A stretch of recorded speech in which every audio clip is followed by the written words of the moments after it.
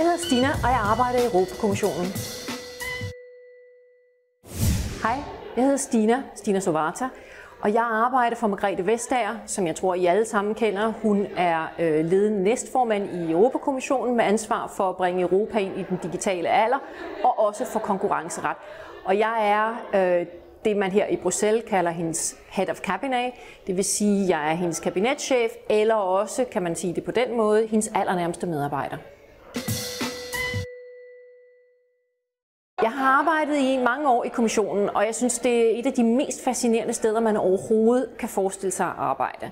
Du arbejder sammen med mange forskellige kolleger. Jeg har kolleger fra Bulgarien, Rumænien, Frankrig, Irland, Tyskland. Og det vil sige, at jeg får et indblik i, hvordan man tænker i alle mulige andre europæiske lande. Så den måde at arbejde sammen på, synes jeg er dybt fascinerende. Det andet, jeg godt kan lide, det er, at alt, hvad vi gør her, det har en positiv indvirkning på vores europæiske medborgere. Det vil sige, at vi rent faktisk gør noget for at få folk til at få en bedre hverdag. Hvad enten det er renere luft, renere vand, ingen roaming-afgifter, når du rejser i Europa. Der er alle mulige ting, som man gør på europæisk niveau, som gør din hverdag meget nemmere, og det er dybt tilfredsstillende.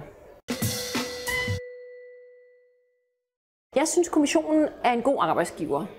Dels så har vi alle de sikkerheder, fordele og sociale rettigheder, som man kan forvente sig af en ordentlig offentlig arbejdsgiver. Men noget af det andet, som jeg synes er det mest givende overhovedet, det er, at du får lov til at vokse i hele din karriere.